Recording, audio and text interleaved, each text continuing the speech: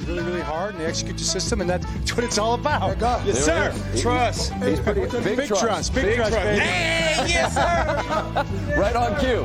Hey, right on cue. Hey, let me.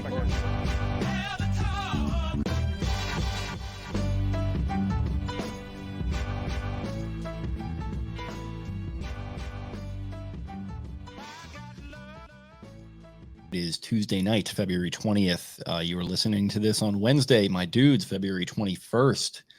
My name is Jake Louque, and I'm joined on my screen at long last by gentle Spen Crankshaw, fresh off a sojourn across the country out to the desert. This episode, before we get to him, is brought to you, as always, by Jimmy's Famous Seafood, and specifically by their Tailgoat event, going to be taking place on opening day, March 28th. You can check out the Tailgoat website or jimmysfamousseafoodevents.com. Get yourself some tickets. They're going to come out hot. They're going to be running hot here. We actually did a fun little episode, me, Eric, and Mike of Jimmy's, discussing the event. So you can check that out on the podcast feed or on the YouTube as well. I'll give you some more information. Hosted by one Nick Markakis, emceed by one DJ Pauly D, and the Exit 52 podcast crew will be there as well, trying to get a live show going. So it's going to be a ton of fun. Just wanted to open with that. Speneth, how we feeling? Very excited about that. That's going to be a lot of fun. We've been talking with Jimmy's how we can make the Tailgoat better and do some more live stuff. So definitely come check out the Tailgoat and see more information for that. Like you said, Jake, I personally, how am I doing? We had our first miss of the jumbo set all year, all season. I think we went straight clean through, if I'm not mistaken. Did you do one when I was in Mexico? That might have been the only time. But I think I still had it release on Wednesday. Okay. If I'm not mistaken. So I think we had a clean sheet of jumbo set through the season. So took a little break there. I did head out to the desert, went to Waste Management Open.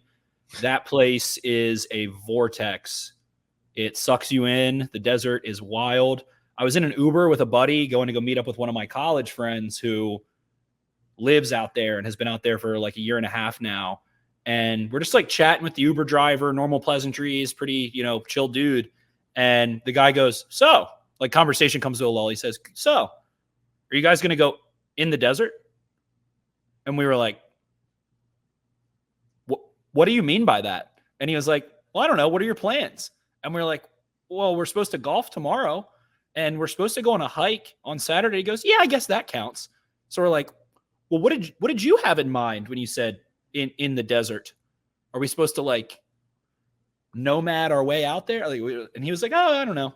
I'm like, okay. And then he dropped us off right after that conversation. So I met up with my buddy who I haven't seen in a couple years and was like, hey, what does this guy mean by in the desert? He's like, I don't know what the hell he's talking about. That makes no sense. So that threw me for a loop. The desert is sick. It is very cool there. It's fun that you can feel like you're in a completely different, like I've been Arizona. That was my first time there, but it's fun that you can take it's not a short plane ride. It's not a long plane ride. It's a medium plus plane ride and feel like you're just in a completely different world. Like I felt like I was in Mars there. You've been to Vegas, right?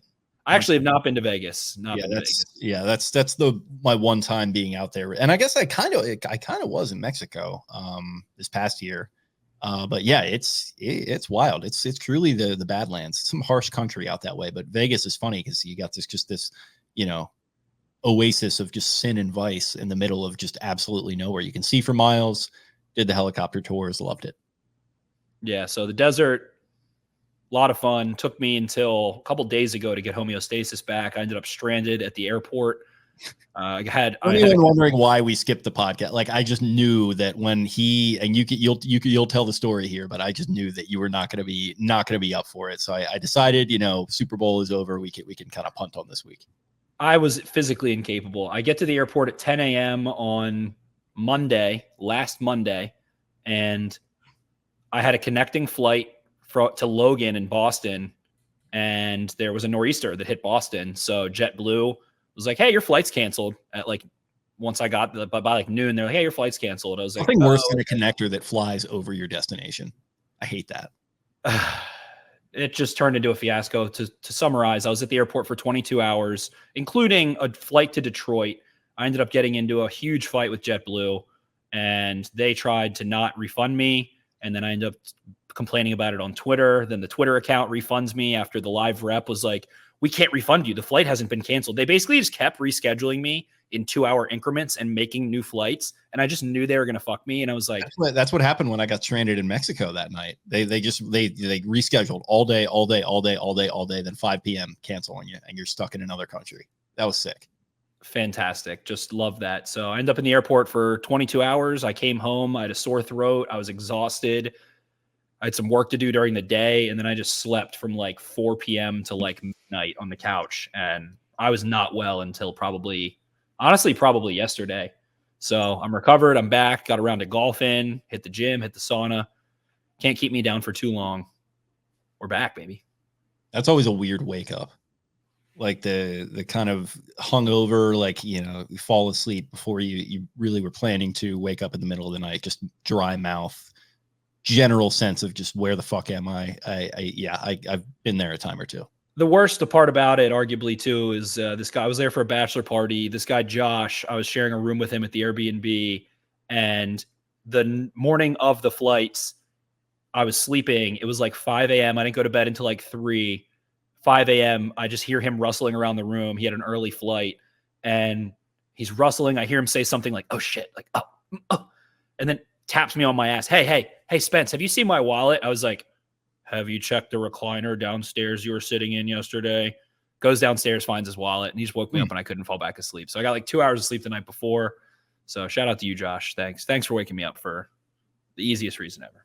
Also, and like, not to keep belaboring this point, we'll get to the show proper, but like, of course, you were in attendance for the Waste Management where they finally jumped the shark, and just complete and utter chaos. I think the weather had a lot to do with it, but like, you've got Zach Johnson snapping back at these people. It's just like the Thunderbirds are just losing contain. Absolute insanity out there. It sounds like they're maybe making some plans to rein it in next year. One of my friends may or may not have yelled at Scotty Scheffler, hit it to the green, you F word, P, U, blank, blank, Y. We were, half the guys there didn't golf, had no idea. They thought it was like, it felt like Preakness. I would say that's very similar to a Preakness vibe. And we were at the grandstands and stuff, but then my one buddy was wearing a blue Peyton Manning jersey. I don't know why. He's not a Colts fan. He's a Commies fan. And he just ended up, someone made the mistake of saying to him while he was like ripping and roaring a little bit, they're like, oh, we were on the course. They go, oh yeah, Scott Stallings is like the strongest guy on tour. He can bench 315. He is a beast.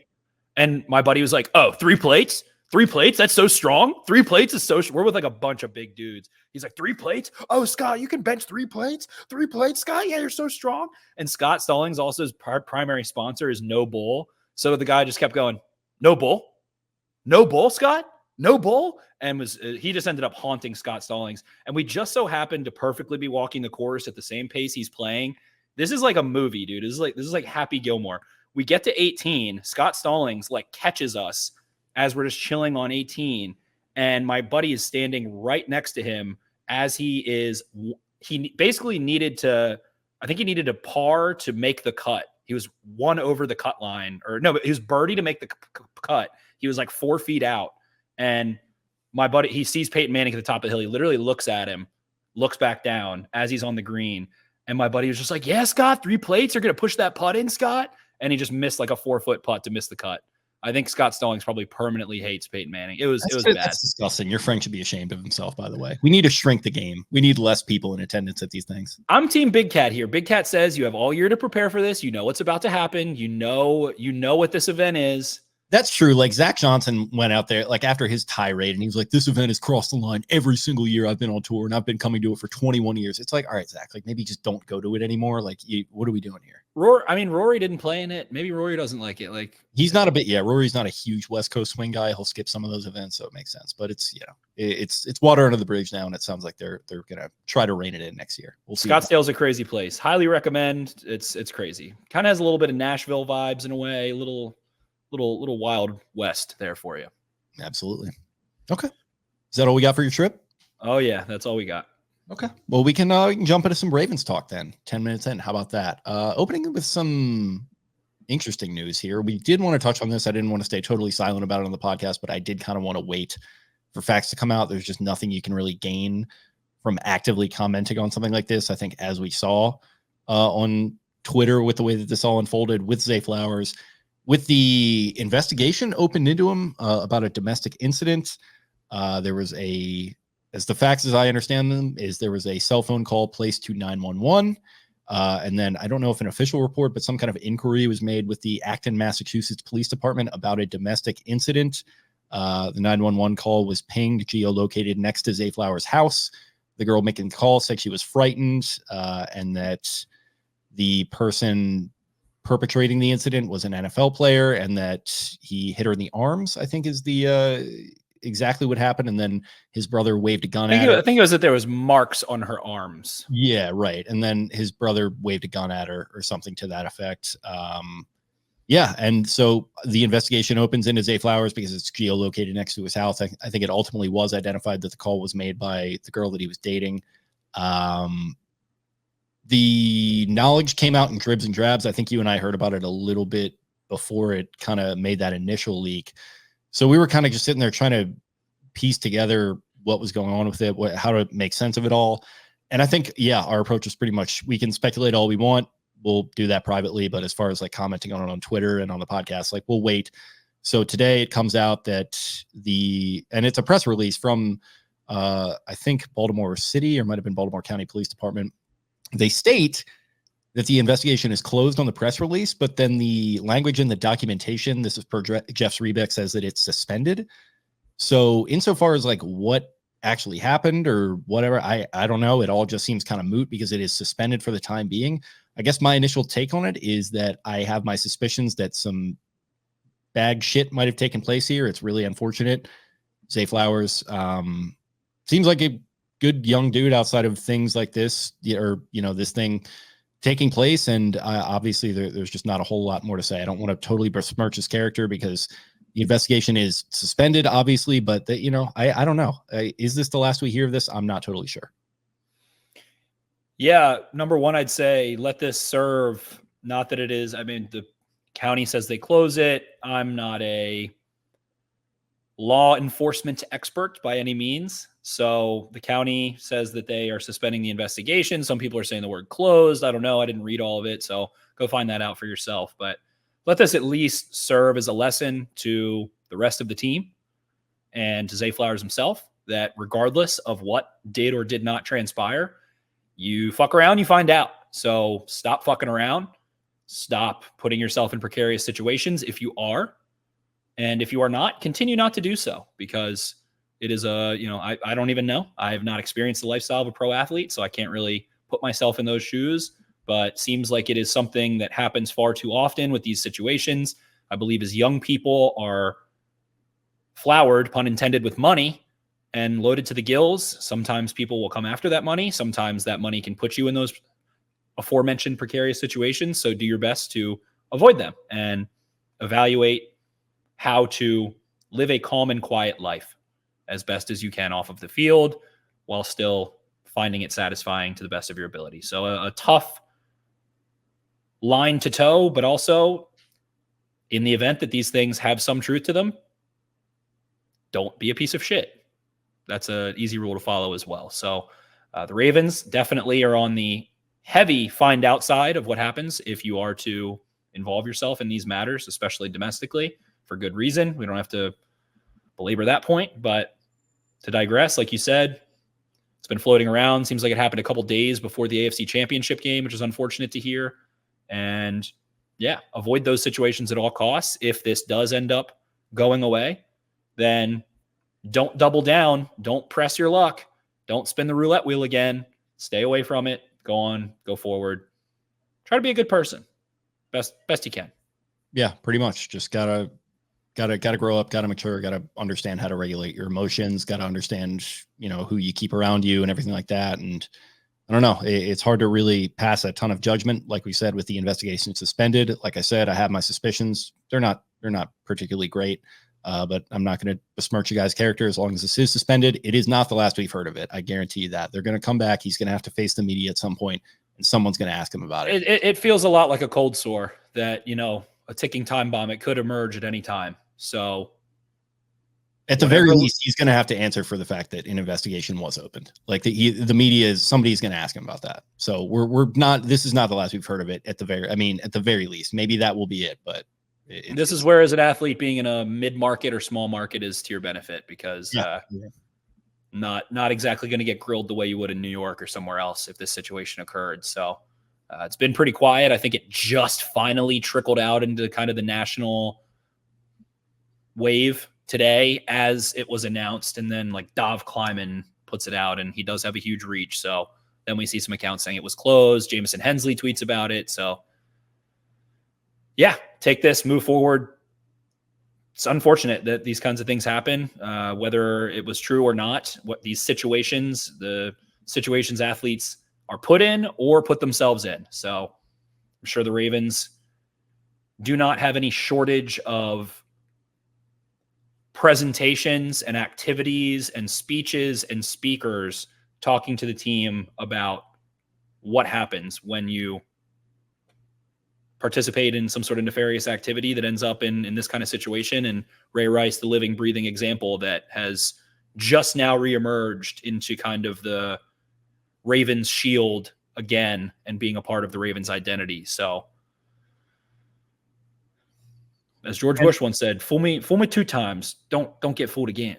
Exactly. Yeah, that's you took the words right out of my mouth. And yeah, I mean, like I would say as a fan too, like, and we'll close the loop on this. It's not a fun topic, but as a fan on Twitter, like, don't take this personally against you. Like, you know, if you're, I don't know, like, don't be offended by the idea that these are out there. Like, you didn't hurt anyone. You don't have to take this personally. You don't have to defend him. You don't have to, you know, you also don't have to like go super hard at him either. Like, just try to, I wouldn't say even remain unemotional, because it's an emotionally charged topic. And if you do feel emotional about these kind of allegations, well within your right, feel that way. But like, I would just say, like, don't like try to turn this into cloud or turn this into points or get emotional. Clearly it's gone to the higher powers that be in terms of law enforcement, and let those play out themselves.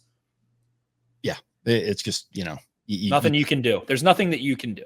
Yeah, exactly. And we've, like I said, if you're of a certain age, you've had this happen before as a Ravens fan. It's even crazier now in the social media era. It's just, it's not a fun thing. So just, you know, like I said, just keep an even keel and just let it continue to play out, I guess.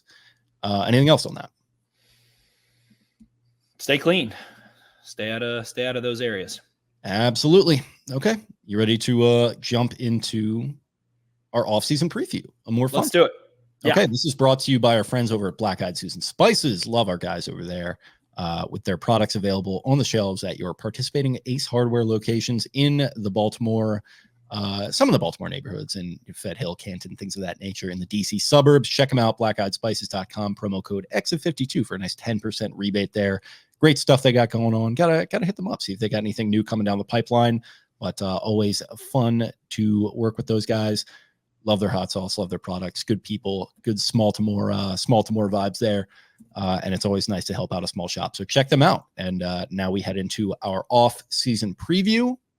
So I've got this a little bit structured. We put together a little bit of a run sheet here. And I guess I would just start out with total cap space as of this recording for the Baltimore Ravens. I don't know if this factors in Nelly Aguilar.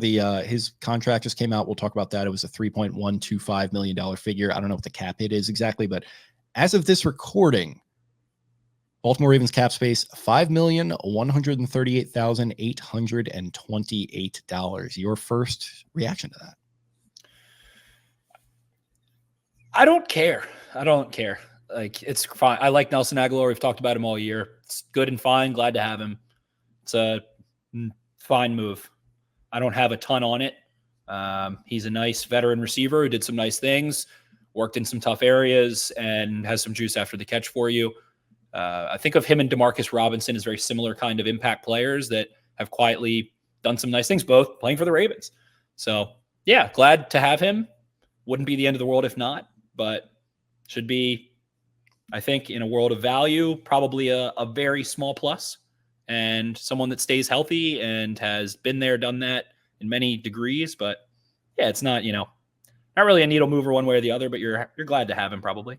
Yeah, I think so. And the fact that like they actively seem to just avoid having players like this, they would, they wouldn't even try to get needle movers. They wouldn't even try to get needles. They would just ignore the gauge altogether. And that's how you wind up with James Prochet taking important snaps for you down the stretch of a season. So I really like the move. I think, good rotational receiver, solid hands. You're not done yet though. It's pretty much exactly where they were at this time last year when they signed him, right? They signed him and then the spot track guy He's having fun. Stay the course, Baltimore. That tweet that I'll never forget for some reason. It just really irked me. But yeah, I think you're going to have to double down, and we'll get into that. But I don't know. I just think like this is the type of move that they've needed to make like throughout their entire tenure as a franchise, and they have just actively avoided doing so. So it's nice to see them be active in that process, shore it up a little bit. Got to make some more upgrades there, like we'll talk about. But interestingly enough, they did that to avoid him hitting free agency and to avoid a dead cap charge with him.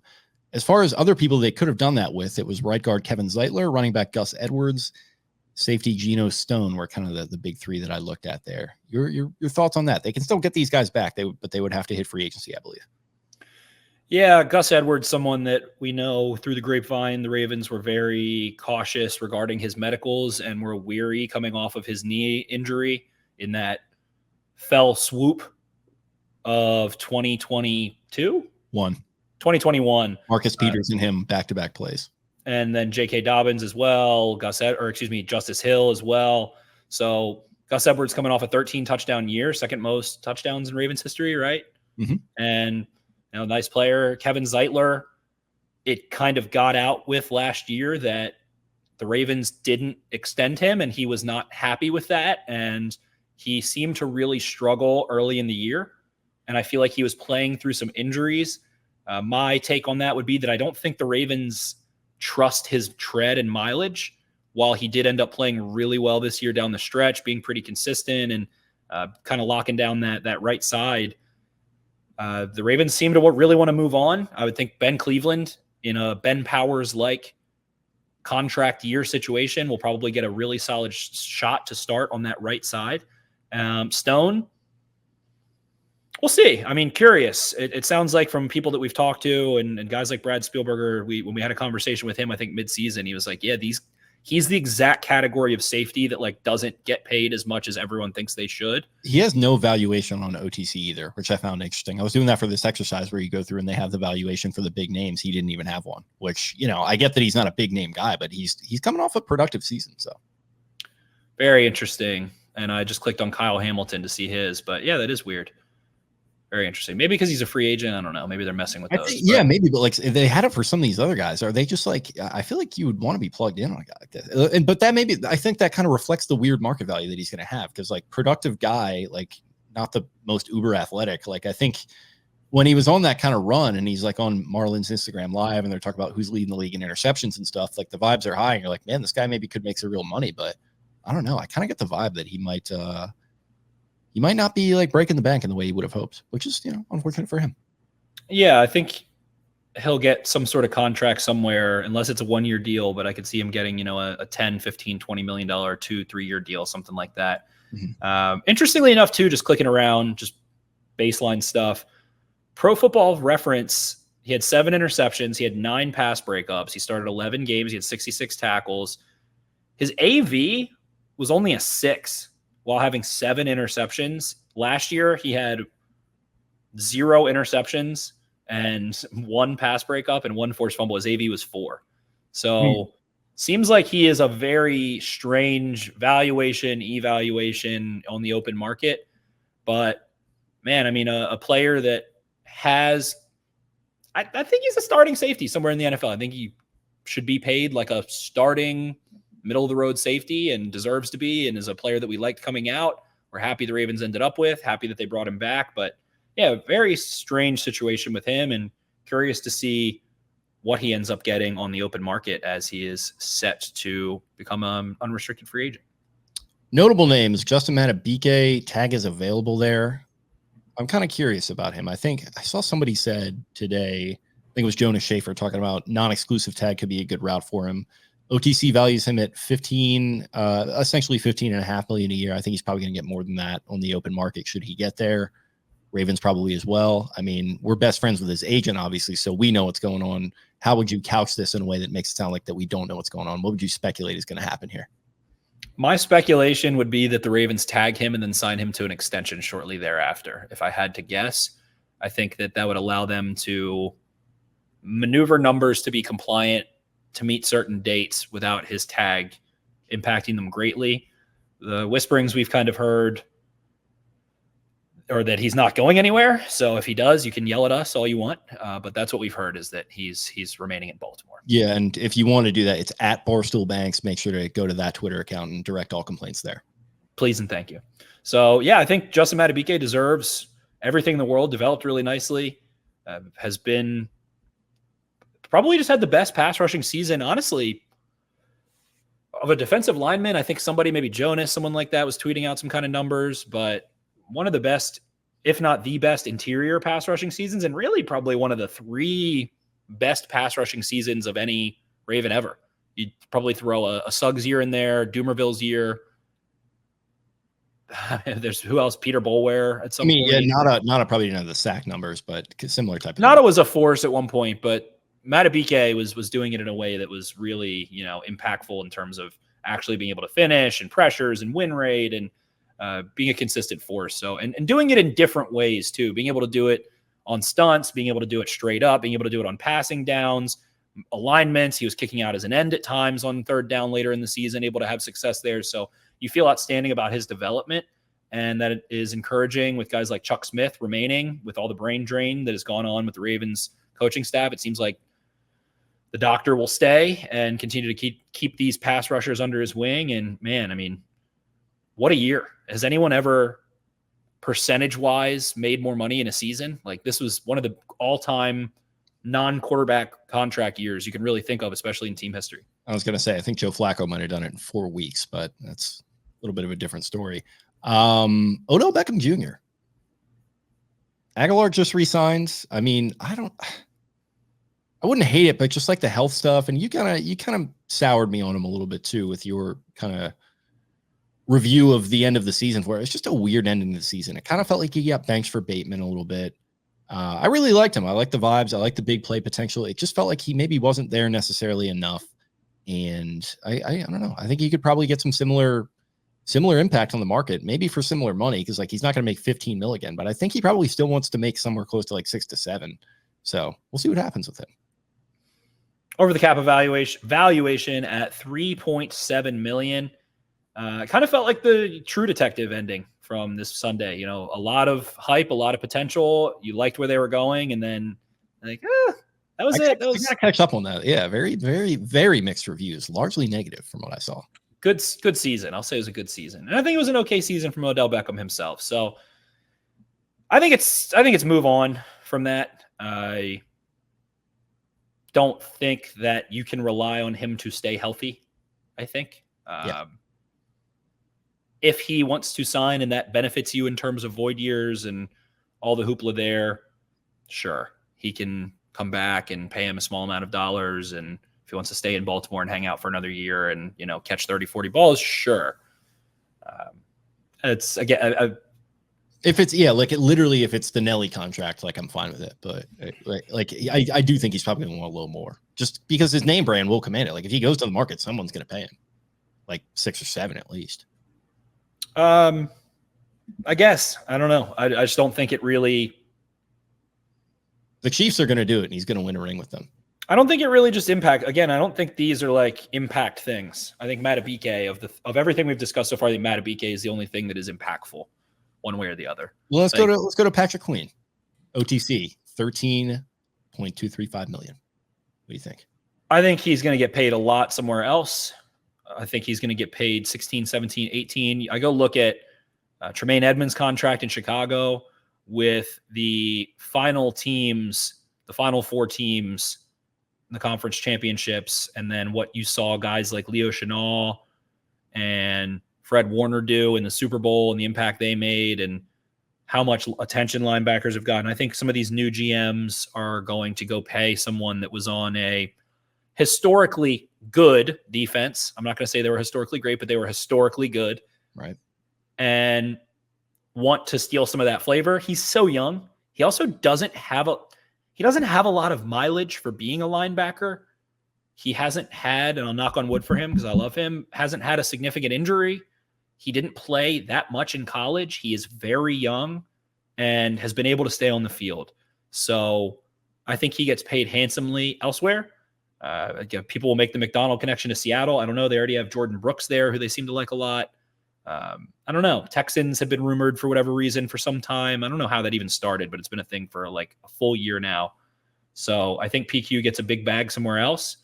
I think that the Ravens, unfortunately, I don't want to say they couldn't sign him. And I think I see the tricklings on Twitter of, the quarterback contract. You can bend. It's malleable. You can bend it if you need to. I don't know. I think they're going to 80-20 Trenton Simpson. And Patrick Queen, I think, can go somewhere else and has had such a mature experience that I think he'll be a good player somewhere else and be able to be a Pro Bowl caliber guy for another defense and be able to hold guys to a standard. And after playing aside from Roquan Smith, can kind of assimilate into a somewhat similar role on a team that needs that. Maybe like the Raiders. I don't know. Antonio Pierce. Yeah, that'd be a good fit. I think he's definitely going to. I think he'll get a bag and it's well deserved. I'll root for him wherever he goes. We can move on. A couple more impact guys here before we can get to a yay or nay. Jadeveon Clowney, OTC, $15 million. He's not going to get that, I don't think. Certainly due for a raise, though. He was not making nearly as much as I think he will this year. Hometown discount possibility. I wrote that down. Like, that could be in play. That could also be in play for Kyle Van Noy, OTC, $6.2 million valuation. It's interesting that they're so far apart there. It might be sack production, but I think they were kind of close in that. So I think that has to do with snaps. So over the cap's valuations take into consideration playing time in terms of snap percentage of total snaps plus PFF grade. And then they weigh things like sacks, interceptions, touchdowns, yards, things like that. Yeah, and Van Noy obviously signed a couple weeks in, so that would make more sense there. But yeah, I mean, Clowney valued at $15 million. I think he'll probably get somewhere. I'm no Brad Spielberger, who predicted that Nelly contract to a T, by the way. I think we'll probably get somewhere in that, $6 to $8 million range, and then Van Noy maybe a couple less million than that. Maybe 4 to 5. Van Noy actually made some comments to friends of the program, Bobby and Sarah, where it was something to the effect of like not wanting to take a hometown discount is what Sarah tweeted out. And then Van Noy came back on Twitter and said, well, I didn't say it exactly to that effect. He sounded maybe a little more amenable to it. But yeah, I mean, he wants a raise, understandably so. What do you think of it? What do you make of these two guys?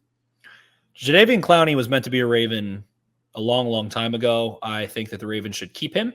I think that he, as someone that has made one metric boku of bucks, should like Baltimore. I don't think the Ravens would be remiss to say, you're old, you have an injury history, we don't want to pay you that much.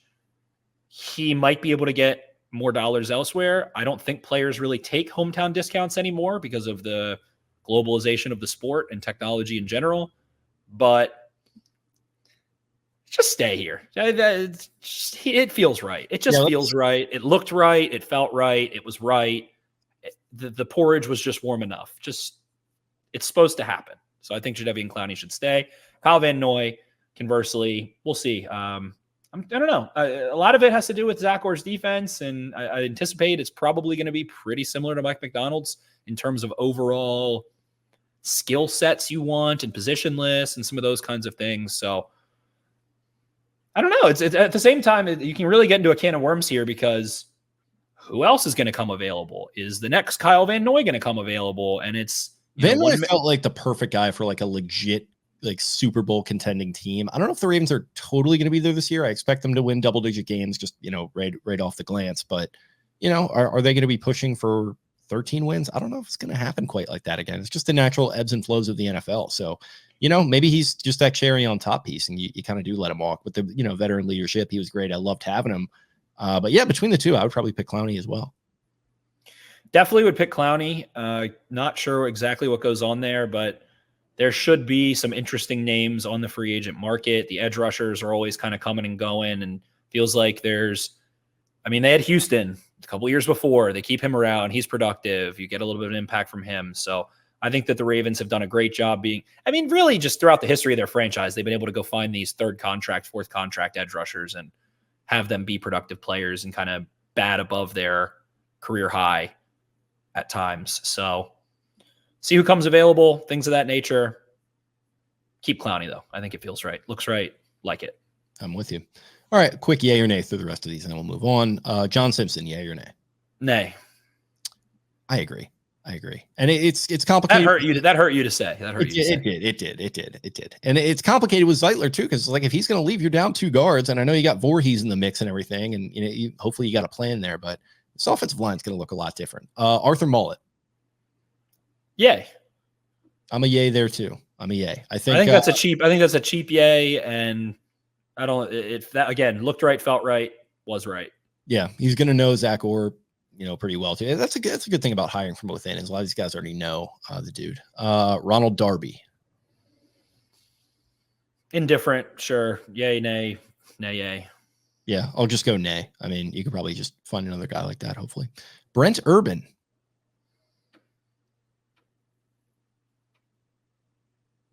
This is a weird one. He's kind of getting up there a little bit, especially with the mileage that he's had, some of those injuries, Yeah, he stayed healthy. I mean, he's very cheap. I'll go yay. Sure. Yeah, especially there's not that many, spoiler alert, not many yays left. I'll go yay. Devin Duvernay. Nay. J.K. Dobbins. Nay. I have his jersey. But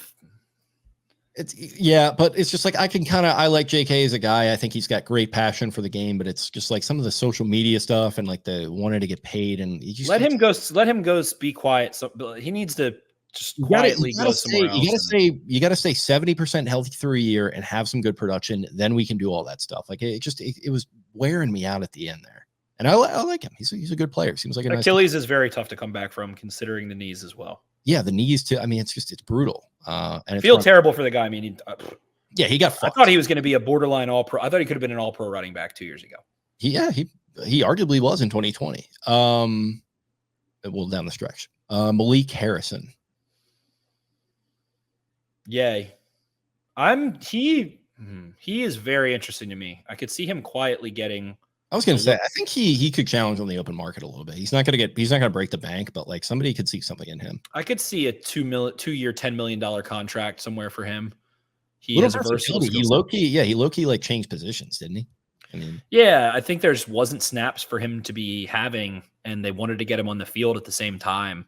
And he has the frame of an edge, and was a nice, again, someone we've talked about. I think he was like a true base 4-3, if you want to call it, Sam linebacker from the 2000s that is kind of like he would have been really good in 2004 in that kind of 4-3 world, and a little crossed up, but I think he's a nice player. I think he's an outstanding special teams player, and just a very calm presence defensively, nice role player to have, and could see someone talking them, not even talking them. I could just see someone just loving him and loving his skill set, and he's not going to be expensive. So I would like to have him back.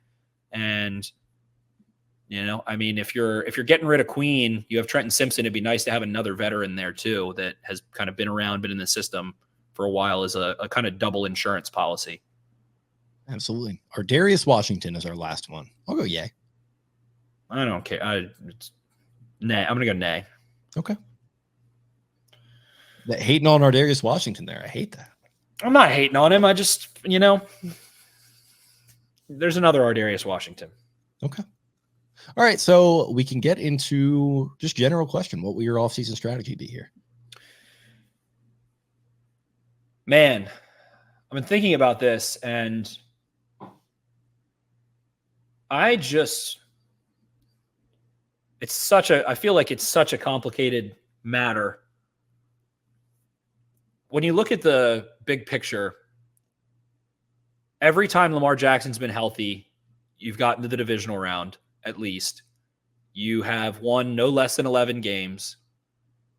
You still haven't given him that crazy offensive presence, but I don't think they ever are. I don't think that is their plan unless they draft it. And man, Zay Flowers, it was definitely probably terrifying for Eric DaCosta and Chad and the entire Ravens organization as that situation occurs, because holy shit, that kid played at Boston College, which is a Power 5 school, but one of the dirt programs in terms of program success.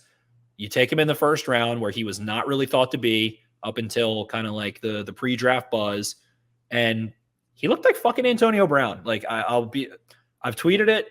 I'll say it. I got ripped on for the Justin Madubuike, Aaron Donald stuff. I'm wrong all the time, but that kid can be spectacular. I was the one making that comparison. You're the one who compares him to Hollywood Brown. I think he's Hollywood Brown who ate his oatmeal. Like he's what they wanted Hollywood Brown to be. Right. He's sturdier. He's more sturdy, physical, all those things. Blocks, likes to block. A lot more balance. It's not like catch one and then just go right down. The spider chart of whatever, if you want to make a spider chart of his skill set, it's not like a sharp angle and everything. It's more balanced and fills a similar role in ways. And he's versatile and you can feed him touches, all those things. Likely, very good player. And really, I mean, this is the perfect time. We talked about Daniel Jeremiah loves to talk about blue chips and what you need to be a Super Bowl contending team. And if you're watching on YouTube, I'll be able to pull that up here. Where's private chat? I am going to present here. And Daniel Jeremiah. There we go. Daniel Jeremiah and Bucky Brooks love to talk about blue chips and where you need blue chips and what makes a championship team. And I think anybody who's super into the NFL draft ends up going through Move the Sticks at some point and really loving it. So to share this tweet, Daniel Jeremiah says, we discussed the championship foundation for the AFC North on today's Move the Sticks podcast, so definitely go check that out. Here's a look at the Ravens, courtesy of NFL Research. So they categorize players as either blue chip, good, blue, green, yellow was age, injury, or contract concern. Pink was unproven or young. And they categorized it as this. This is a nice outside perspective, and you can rip on DJ and Bucky for being kind of basic or whatever you want to say, but I like their content. I always have. I don't really follow it anymore, but I like their methodology a lot, though. I mean, yeah. So Lamar Jackson is a blue chip. Mark Andrews is a blue chip. Tyler Linderbaum is a blue chip. Madubuike, Hamilton, and Roquan Smith, all blue chip players, which was by far the most of any AFC North team. I think they had 2 more than any other team, maybe 3. I think the Bengals had Jamar Chase, Joe Burrow, and one other one. So when you look at this, I mean, Keaton Mitchell listed, counting on Keaton Mitchell. I mean, he got hurt late in the year. I'm not counting on Keaton Mitchell to do a damn thing in 2024. I got to disagree with Isaiah Likely as young / unproven. That guy is looking fucking good. I put him in green. In green. Oh, yeah. So, Mark Andrews, hopefully the fact that, he came back and played a little, definitely probably rushed back sooner than he needed to. And hopefully that ends up somehow being a good thing. Tyler Linderbaum there. People want to talk about the offensive line, but in terms of what does Lamar Jackson need to be successful, I just can't. The offensive line, we can go on and on and on. And throughout this offseason, we're going to go on and on and on about it. We're going to talk about it for 100 hours. I just know it. But I still can't get out of the mindset that they need a big, physical, stud receiver. They need a big, intimidating force that can take over a football game. Zay Flowers could end up being an all-pro caliber receiver. He is a very good receiver. I think already he is a Pro Bowl kind of, they put him with that green tag. I like that. I think he's capable of being a blue, if you want to go in that world. But man, oh man, at some point you have to get a stud. There has to be a stud that is there for 3 years. That is Lamar Jackson's workhorse beast. And I think Mark Andrews has served as that in ways, but it needs to be a receiver. It has to be a receiver at some point. And it's tough to say. I hate that I'm saying it. I hate myself for saying it. I just can't get it out of my mind. We talk about receiver every single year. And now there's some whole polarizing thing. I saw kind of Cordell of 105.7 being like, the Ravens receivers are still just average, by the way. That's fine, but it's way better than it has been. Oh, so that's why I'm pissed that I still think this and still feel this way. The offensive line, sure. We can go down that wormhole. Ronnie Stanley's contract. Morgan Moses is under contract. You got Tyler Linderbaum. What's going to happen at guard, draft a guard, Voorhees, Saleh, Cleveland, blah, blah, blah. We can play that whole rat race. It's a sliding scale of positional value. Like average in 2024 at wide receiver, arguably one of the most important positions. Shout out to our guy Voss, been saying this for a long time. It's more important now. And it's the same thing. It's the same shit and I love Ozzie Newsome. I love him to death. He's, one of my favorite figures in football, literally of all time. But it was just always like, hey, we're just going to stick with our board. We're just going to stick with our board, and we're just going to take the best player available. And it's like, hey, man, that's fine. But like, you've got Joe Flacco now with a bad back, and you've got Joe Flacco who's paid, and you're not building around him. You're not checking your priors. You're not adjusting to this modern game. You're not doing enough in the draft in particular on offense. They just would never do it. And like, now they've started to do it a little bit, but even they're still kind of still behind the curve, to Cordell's point. Like, you're still relatively average at a position where you probably should be at least good. And I think you could make an argument they're going to be good. Like, I think Zay Flowers could take another step. I think Aguilar is fine. I think you're pretty solid there, but you could be a lot better. And this is an absolute pipe dream. It's crazy. Mike Evans is listed as the top unrestricted free agent right now. I don't see a world where he hits the market, but my God, if he does, like, I need Eric DeCosta to never leave his cell phone. Like, try to find a way to make that happen, because like that's the guy you're talking about. And yeah, he's 31. He's getting up there. He might not be there for 3 years, but like, this is like, that's the move to me. If it were to be possible, it's going to be difficult. The Glazers like to retain their talent. The glazing is crazy. We know how all that goes, but I don't know. It just seems like the stars are aligning in a weird way. So if he does hit the market, I'm putting all my chips in. I might even eschew a move at the offensive line, go a little bit more young and improving there, and try to make this thing work. Because then you don't have to worry about drafting anyone either, wide receiver. You can just focus offensive line there, Yeah, offensive line is weird because you can't have like two rookies on an offensive line unless you somehow, like, the Chiefs ended up drafting Trey Smith in like the 6th round, and he turns into an all-pro. Well, maybe you draft one guy, and then to your point, there's going to be another X player here. You can probably just find another John Simpson, right? If not just, you can probably find something close to a Kevin Zeitler. I mean, one of the craziest moves, I'm going to keep coming back to this. I'm still in shock that the Steelers traded Kevin Dotson away. That was insanity to me. I thought he was their best offensive lineman over the last couple of years. He goes to the Rams and turns in a stellar, dominant year. And look who's the unrestricted free agent this year, Kevin Dotson. And who is athletic and who sets the tone. So that is a prime free agent I'm looking at.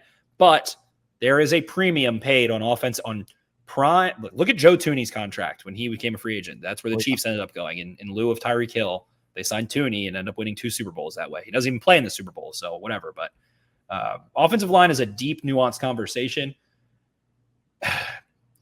I don't want to go into these conversations because they're so endless, but I mean, it's like Brandon Ayuk, a lot of rumors there.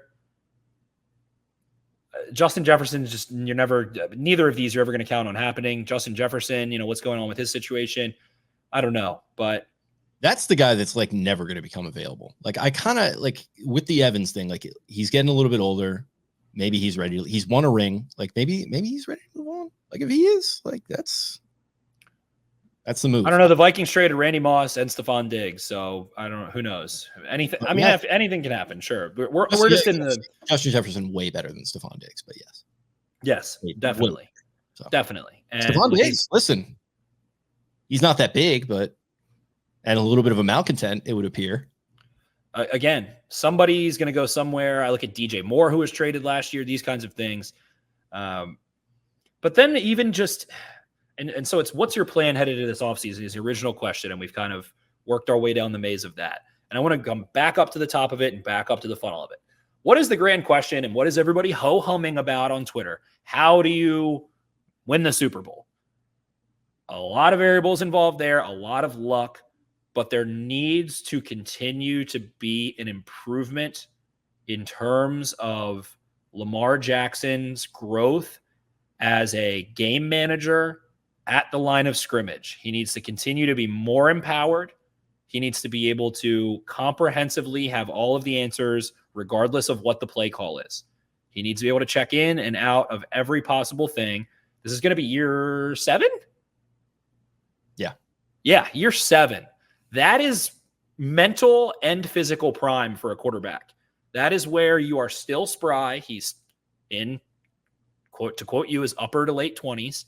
And also in year 2 of an offense where he is empowered. He is in a Josh Allen type of offense where he can call the shots. And that is again, I don't think the Ravens lie. I've said it every time. Their end-of-year presser, what do they say? John Harbaugh says, we want Lamar Jackson to be, he was the driver of the car. Now he needs to be involved in the building of the car. He needs to be involved in the construction of the offense from both a schematic standpoint, personnel standpoint, all of those kinds of things. That is what this post-quarterback contract means. And to your point, Jake, you said they did not build around Joe Flacco. They just kind of grabbed pieces, value. There was no clear direction. And they ended up being a mediocre football team that was hunting 10-6. 11-5 felt like a far cry for a couple years there. And, if Flacco was healthy, they'd be at least 7-9, 8-8.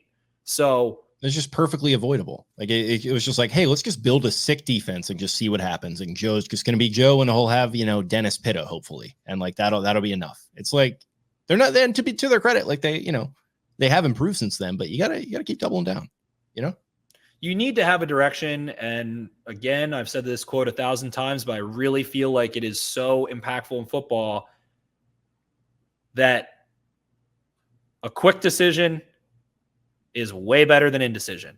The wrong decision is better than indecision. You have to have a direction, buy in. Buying in is 90% of the battle, it feels like. Having a common message, a core goal, having that clear cut, and everybody can be simpatico in that same direction organizationally, in terms of what you're doing schematically, in terms of the expectation on day to day, in terms of what type of team you are, what type of people you are, all of those things. And that is what I do think John Harbaugh is outstanding at year to year, finding the vertical, finding the column, finding the mantra, the vision, and brainwashing you. That is what a good football coach does. In the middle of the war in November, when 7 games in, you need to be brainwashed. You need to be, and that's why he loves military and all of those things. You need to be rowing the boat together. But my boy Sean McVay, from what I've heard, the year the Rams won the Super Bowl, it was a 5-alarm shit show in that locker room. Jalen Ramsey just wasn't coming to meetings. And then guys like Von Miller weren't going to meetings. And then the lower paid players were like, what the hell is this? And guess what? That's why I think the playoffs and the Super Bowl are stupid. And then we have these conversations. What do you do to win the Super Bowl? I don't know. You get fucking lucky, or you have Tom Brady or Patrick Mahomes. You just got to get close and then just hope it falls your way. You got to get to the conference championship and just try to do it. And like, it sounds like I'm copping out and making excuses for what they did this past year. You know what? They didn't show up. I totally accept that. And I'm as pissed off as anyone, but they got themselves in position and they can do it again. But to your point, they got to find a plan, and they have to have the right plan too. Like Bill Belichick, do your job. The implied part of that is do your job well. Ravens, find a plan, stick to it, but make sure it's a good plan too. Like all this smoke about, and I don't know how you feel about this actually, all this smoke about the Ravens as the betting favorite to land Derrick Henry. Like, I'm good, Like, I'm good. If they want to go get a starting running back, I'm fine with that. You can probably find a guy for presumably less money than Derrick is going to get. And, he's racked up some mileage, and it's just, I don't know. Like I said on Twitter, like I'm good with it, but like after a couple waves of free agency have taken place and I'm satisfied by then go for it. But it's just, I don't know. I don't love that. I don't know about you. I mean, I know you want the game-changing running back. Of course, I think everybody should want a game-changing running back. I think if you could choose to have one versus not have one, that's not even a discussion, but it's the cost, and that is what the big debate comes into. I just think it'd be nice to have somebody who can play 3 downs consistent back there. I think that does help. I think that does allow Lamar Jackson to give him a true workhorse, that you can trust in pass pro, that can do pass pro on their own, that can make changes on the fly, things like that. I look at Josh Jacobs. I mean, he's got a lot of mileage. He had very little in college, and they have run him to death in Las Vegas and Oakland. But I look at him maybe more so as a player that I would love. And we had our whole whirlwind of, whatever went on with him at the trade deadline and him wanting to come here and all those kinds of things. That would be cool. Sure. I just think that the more removed I am from it, the more I just feel like guys like John Harbaugh and Mike McCarthy just aren't going to win another Super Bowl. Like, I don't know. I feel like the change, whatever it is that needs to be changed, cannot happen. I really don't think it'll happen. Sean McDermott maybe is in that category. He's not nearly as long tenure, but it just feels like they're not capable of getting all the way there. We have the sample size now, the playoff games, even in the 2 wins that the Ravens have had in this Lamar Jackson era, the Titans and the Texans, those games were not clean games. They were not, it's playoff football. Rarely it is, but I mean, it just feels, I don't know. It's obscure to try to analyze overall, but in terms of roster construction, I still genuinely think the offense just has to be the point of emphasis in terms of personnel. It feels like the scouting department, the GM, the coaching staff, which there is turnover, but I think I think Harbaugh does a great job developing defensive talent. Think about a guy like Brandon Stevens, who even really should have been on, in my opinion, should be on Daniel Jeremiah's blue chip chart with a green at least. Think about a guy like that. They have developed so well defensively. You have to feel good about your ability to find value and develop. And drafting and developing are just as important as each other at any position. So I think the Ravens can develop defensively. Their efforts need to be hounding to find the right guy in terms of a receiver that is still that Goldilocks. They still need that Goldilocks receiver. It sickens me to say. I'm so tired of talking about it. I'm so tired of talking about it that I'm not tired of talking about it. I'm actually excited to go look at guys like Adonai Mitchell. There's going to be a less angry tenor around it, though, this time around. Because, I think people are rational and are going to recognize, look, you know what? They really did go for it and try to fix this thing last year. And they really did to an extent. I mean, Beckham, we didn't love the way that it ended overall, but good. It was a huge move. It got attention, and part of that is because of who he is, maybe more than than how good he is at this point, whatever. But right, and it was also a reaching across the aisle to Lamar and getting him to re-sign, the big deal. So they drafted one in the first round again, the third one. They signed a nice veteran in Aguilar, and then they made a flashy signing that they overpaid for. They pushed in as much as they could, considering what was available on the market. They drafted with their first pick. They overpaid, and they grabbed just another. They just got another normal player in there that you can kind of just be like, okay, that's an NFL player. That's an NFL wide receiver in Nelson Aguilar. So, and there was an angry tenor around it this time last year, because when Aguilar signed, he was the best wide receiver on the roster. Now he's probably, and I mean, Bateman, obviously I'm forgetting about him a little bit, but he, health and all that stuff. But, it's Flowers, it's Bateman, it's him. Duvernay's probably going to be gone. So, you can work with that. That's a good starting point. They do have to make some moves. Draft is going to be interesting. I didn't want to talk draft too much on this episode because we'll obviously get to it. But I mean, you're talking about this guy with size. I mean, Odunze's got size. Keon Coleman has some size. There are going to be options there too, I think. There are a ton of options. This is the continuance, more so than last year, really, of your grand theory of 7-on-7 football and the wide receiver bubble. Somebody in this draft could fall and be in striking range, and you could find a suitor. Who knows? The speculation of that is always evergreen content there, hypothetical trades and mock drafts. So definitely a possibility, but man, they still need that dude. They need that jump ball, I don't care dude that is an alpha, that is the best football player on the field, all of those things. And I think they need a bat. I think everything they do should be offensive, really. I think they should retain Matabike. You should go get some value free agents. Probably, whatever, defensively, go look at your secondary, keep the cupboard as full as you can, considering value there.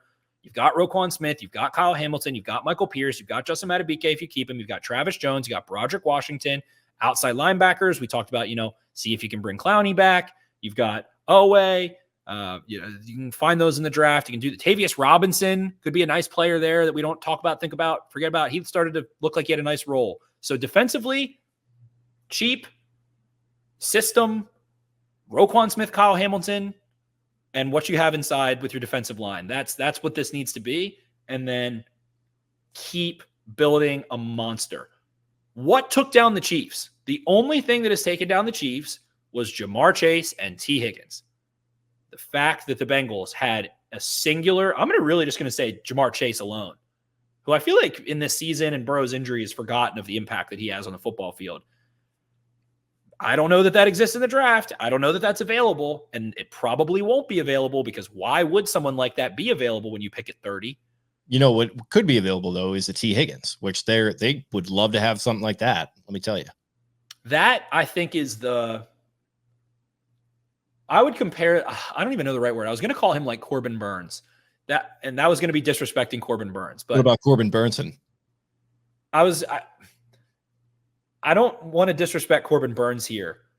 He's not like quite Garrett Cole. Like it's not Jamar Chase. And that is like the lowest tier of superstar. Like T. Higgins is a star player, and that is like the minimum threshold that I'm talking about. If you get T. Higgins in this offense, for example, that level of impact and that kind of skill set that feels strong and has an alpha to it and a impact that can take over games and win over, the average corner time and time again. That is the minimum that I'm looking at. I'm looking at DJ Moore kind of around there, that kind of impact. That I think still now takes this offense to the stratosphere. It has to be someone who can win contested. It has to be someone who is high IQ against zone, and it has to be someone who can be a brute after the catch, who can just be a son of a bitch after the catch. I'm going to get into the weeds. I've been watching some draft stuff. I basically am like an aggregate of all of the accounts I've liked over the last 5 years.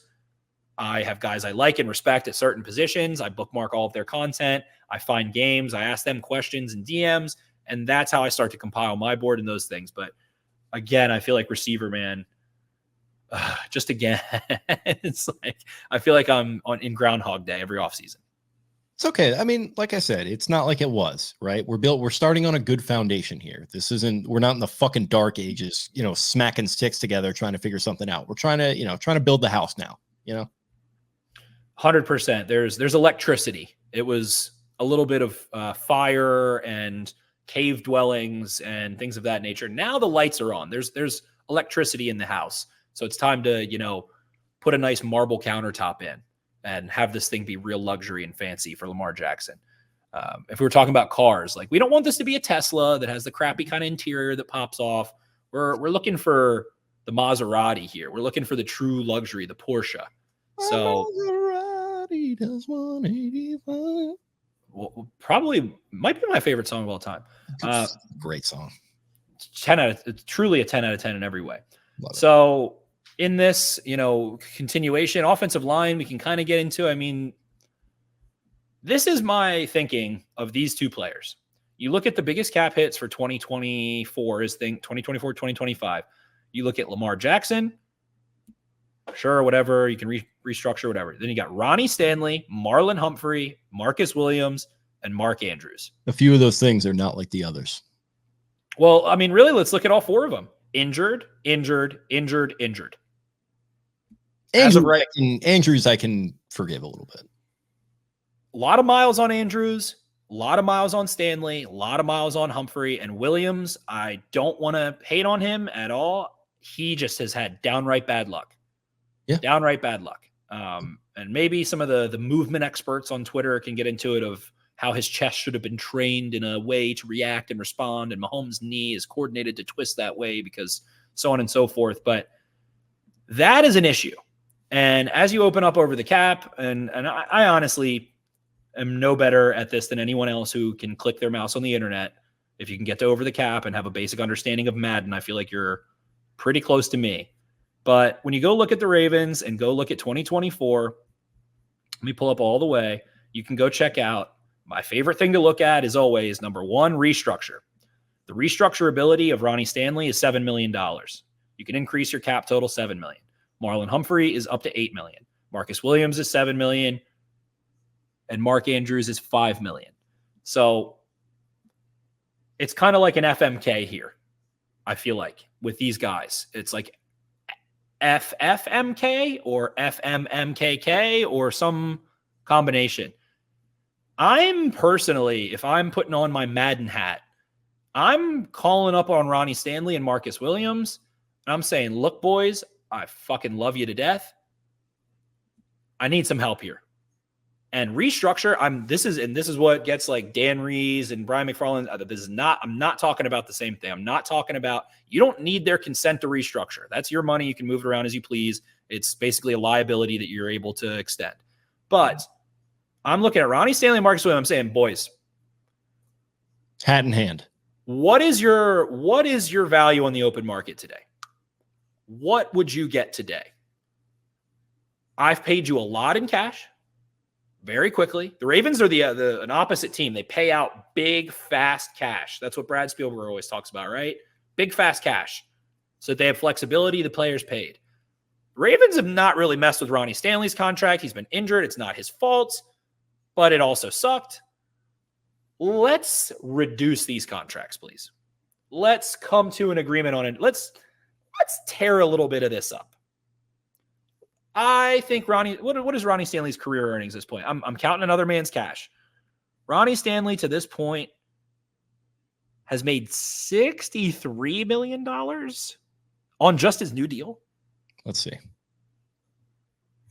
I believe. I got to look at history. Okay. He has earned $97 million in his 8 years so far. Solid. That's a lot of money. Well, I mean, I'm not going to count another man's money, but what's the difference between 97 and 110? Do you want to play football? Do you want to, can we renegotiate something here that helps the boys out? That's what I'm looking for in my Madden oversimplification of an idiot talking about this stuff. Marcus Williams, I love you. You have made $48 million as a safety in the NFL to this point. I love you. You're a good player. We're happy to have you here. We want to win a Super Bowl. Can you help us out? Can we talk about your current market value? Consider that today what it would be. Can you help me out here? So those two guys I'm really looking at.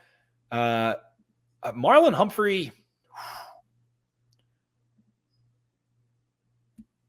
to oversimplify as I've been doing all episode and pretend like I'm the smartest man alive, I talk about mileage. The dude was a hitter as a 200-pound corner. He hit like Mike Tyson when he was early in his rookie contract. The miles seemed to be wearing on him. He was very physical. It is very hard to maintain the track athlete mechanics with mileage. It's tough. I don't know how to approach this. You kind of pray that he can stay healthy there, but we're looking at $22 million cap hit in 2024, $25 million cap hit in 2025. I mean, I don't even know how to talk about Marlon Humphrey. I mean, dead money 23 this year. I mean, you can't really do anything right now unless he just straight up agrees to a pay cut, which, they're not going to, I don't think doing anything is, you can't do anything. I mean, I think he's the one you don't even touch. I think you don't even touch Humphrey unless there is a monster available.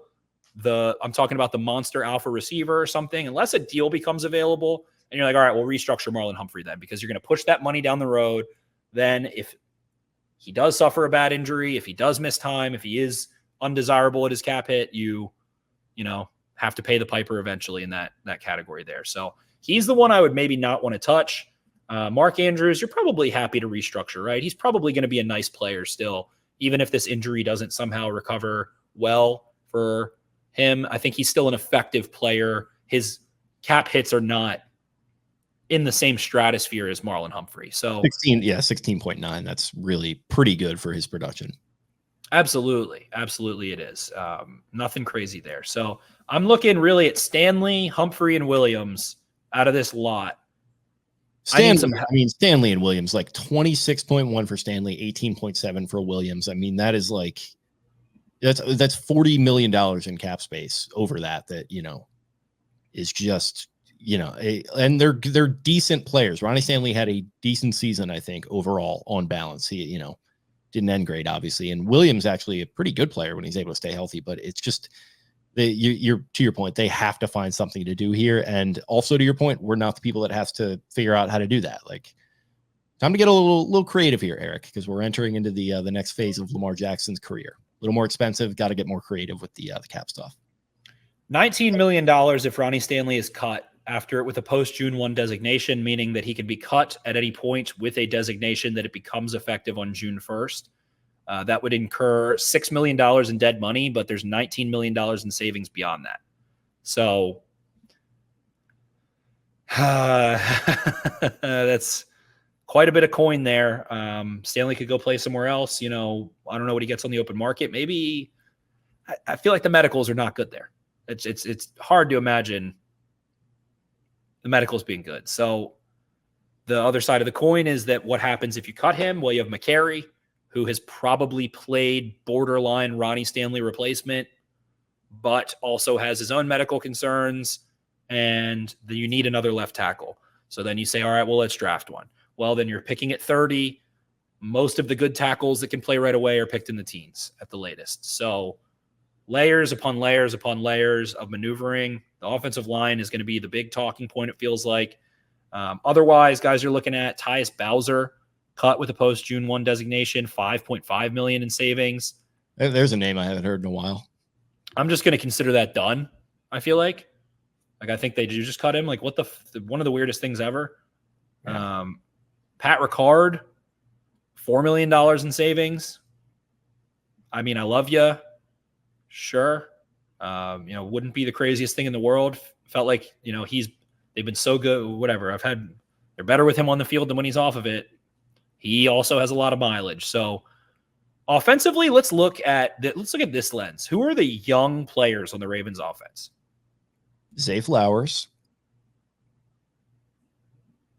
Isaiah Likely, the two Zays.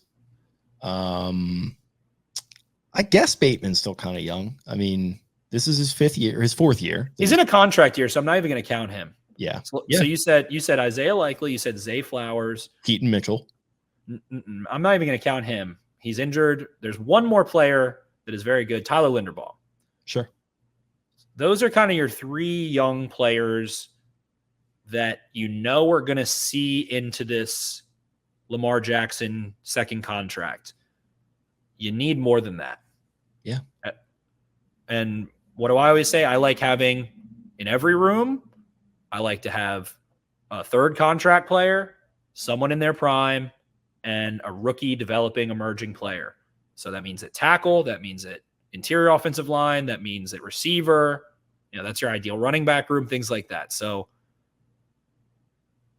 Zay, Bateman, Aguilar is kind of like the minimum threshold there. The tight ends are great. You have no running backs. I don't know. They have some shuffling to do offensively. I think the worst thing they could do. They have to handle Mitchell's rehab correctly. He can be a good player, but it was a nasty injury. But if they handle that correct, you have a player there. I'll stick up for Keaton Mitchell. I will take him as a bonus, and I'm going to consider him an afterthought until he's healthy again. I'm not counting on him as a structural player.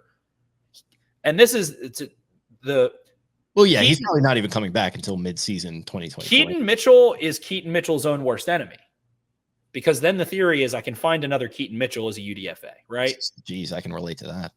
So then you can Keaton Mitchell. Then you can get into that whole argument. Sure. But at the end of the day, what do we always say? The worst thing you can do is give a good quarterback a dog shit offensive line. So my guess as to what happens, I guess to kind of sum up a stream of consciousness, is that the Ravens work on Ronnie Stanley money-wise. I don't think they cut him. I think they're too scared to be without him. I think that the fear of the unknown is a little too great there. And then they draft in the first 2 rounds an athletic tackle that maybe needs a touch of development. Mims out of Georgia, I look at. Yeah, another Mims. Just keep popping up. This is why I'm hot. This is why we hot. Armarius Mims, who played for Todd Monken. So Denzel famously played for the Ravens legend. So there you go. So I think that's the easiest thing to say, right? They draft a tackle. I think that's the easiest thing to look at the entire scope of all of this and say the Ravens draft a tackle.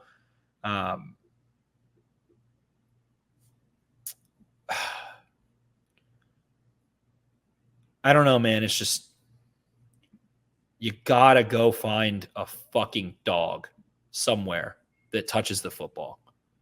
And that could be a second round pick.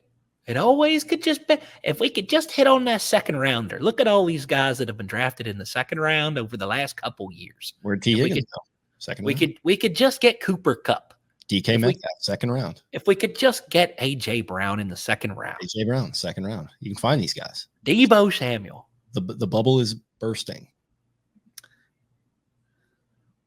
How about that? How about hit on a second round pick? How about that for the homework of the Ravens?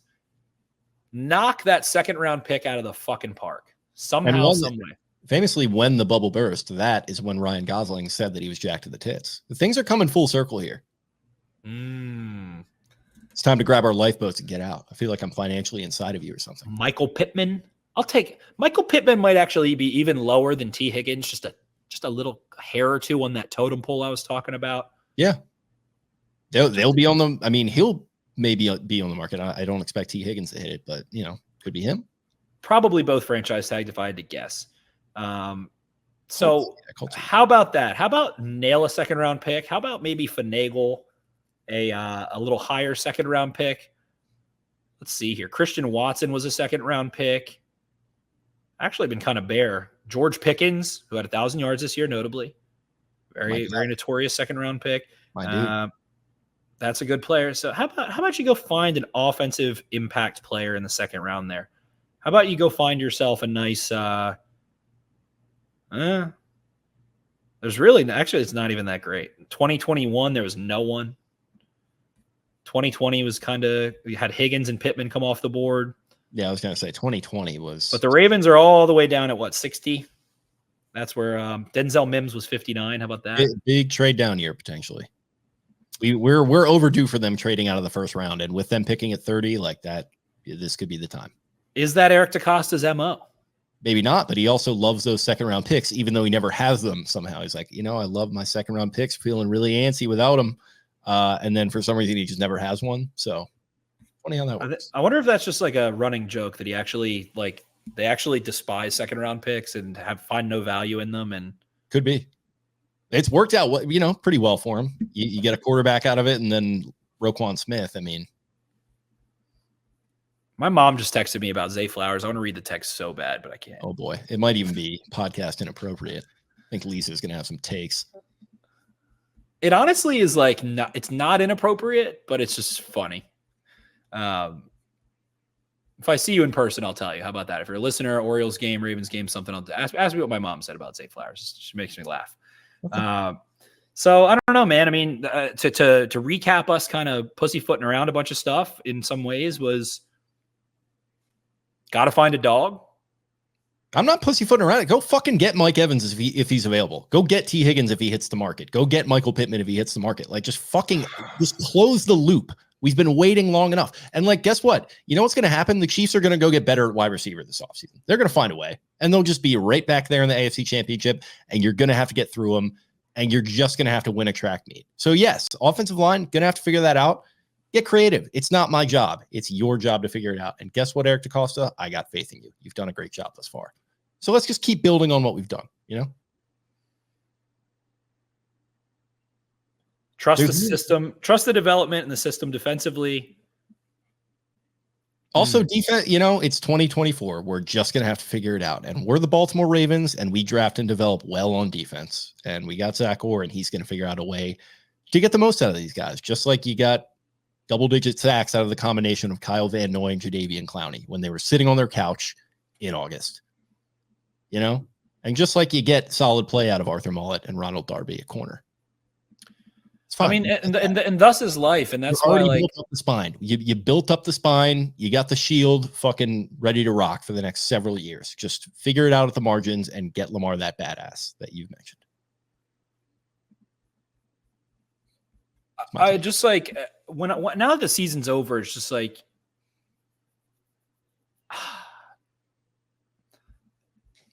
so many players, my current thought process is so many players don't matter. They all serve their purpose. A lot of guys are role players. They're all within the same margins. So many of them are. And it's just it's the impact players that end up mattering. And that's why teams are able to sustain going to the playoffs year after year. It's not different sets of random guys going to the playoffs and winning their division 5 times in a row. And that's why it is the quarterback. They have designed it that way. So, I mean, these are the kinds of discussions that you have a martini or an old fashioned and you sit in Jupiter, Florida at Steve Bisciotti's house and try and flesh out what do you like, what do you not like. I feel like it's how do you ascend?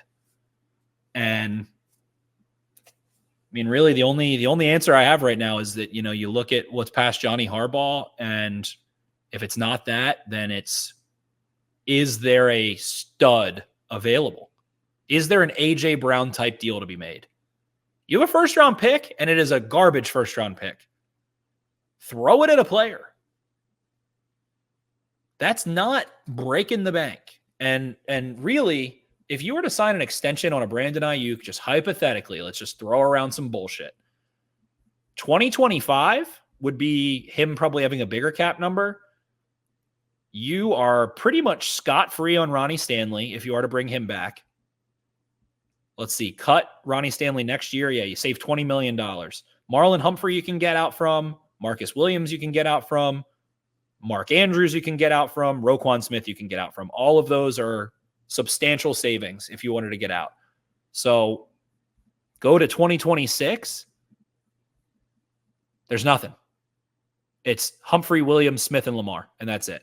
So you have room, in my opinion, if the right player presents themselves, Brandon Ayuk, if the right player presents themselves, I don't know, Justin Jefferson, whoever it might be, to stick them into the core over the next couple of years and do a deal that is flexible and long. And I think you can make that work, right? And I think you have the system now in place and the success. You got to the AFC Championship game.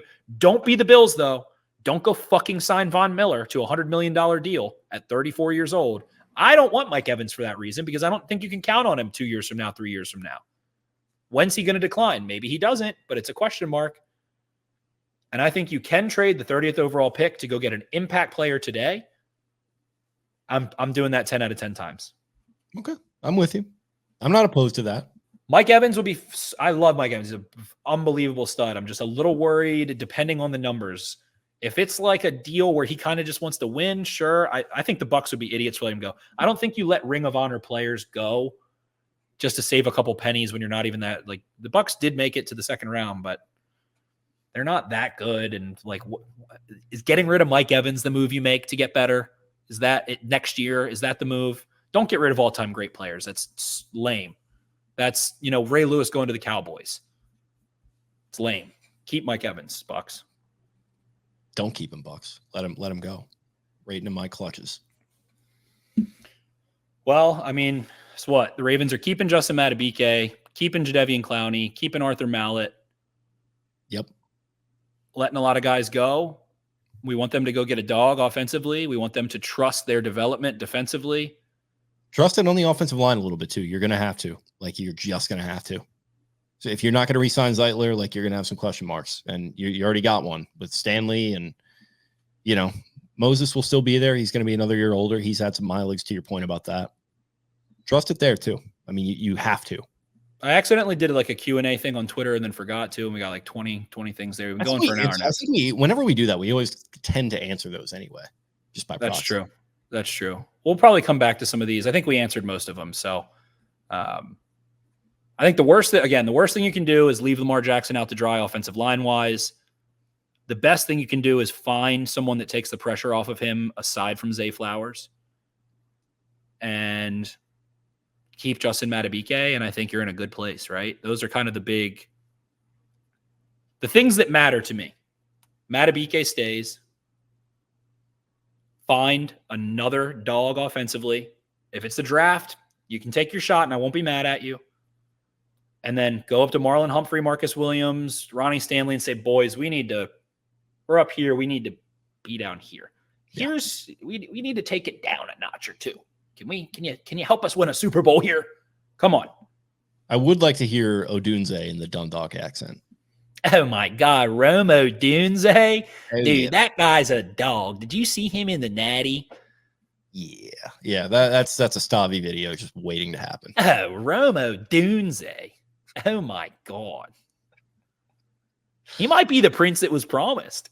He could be. Listen. And that brings me to, I haven't said Rashad Bateman's name once. Yeah. It's curious. If not now, when, Rashad?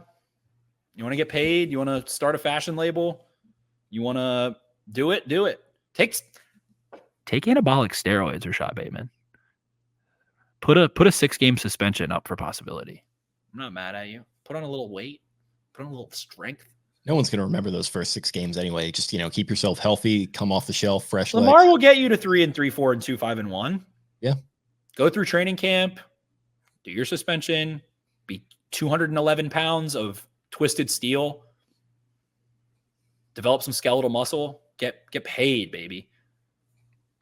Okay. So anything you get at, I think you go into it saying Rashad Bateman is going to do what he did this year. You don't count on him to do anything more, and then you give him every opportunity to do more. Right. So healthy offseason, healthy training camp. He's in that purgatory. Him and Owe, curious to see what happens there. Owe could very well, if there's a player that could have a monster 2024 on this roster, I think the 2 guys I would look at would be Travis Jones and Odafe Owe. I'm into it. I think Owe has come on really strong. You just need that sack production. That's really all that's missing. And hopefully he starts falling into a few of those next year and then also get some more just as far as natural production goes. So I like that. There we go. So we'll come back. We'll get into the draft. Combine coming hot down the pipes here. Draft coming hot down the pipes. Free agency just a couple weeks away. I don't know. I'm at a weird point where it's like, you don't expect him to make big moves. So it's kind of a lot of jag moves probably. So I guess that about does it. Yeah, and listen, those jag moves, you make enough of them, you could build yourself a nice little roster like we saw this year. So we shall see what happens when the combine rolls around. But until then, thank you guys as always for listening to this jam-packed episode. We owed you a big one after skipping last week, and we hope it delivered. You can find us on social media in the meantime at Exit52 Podcast on Twitter, Instagram, TikTok. I am at Jake Louque. That's LOUQUE. Spenny's at Ravens4Dummies. That is the number 4 in the middle there. You can find Brian at Barstool Banks, Taylor at Taylor's My 10, Eric cranking up that Orioles coverage. Check out our interviews with Matt Wyrick, Brett Hollander, things of that nature. Talk to Mike from Jimmy's Famous Seafood about the Tailgate event. Check that out as well. Just content pumping. Baseball's right around the corner, so that's great too. Thanks to our presenting sponsor, Jimmy's Famous Seafood, as well as our other sponsors in Black Eyed Susan Spices and Fed Thrill Sunglasses. We appreciate you all. We appreciate all you listeners, and we'll talk to you guys again very, very soon. See ya. Arrivederci.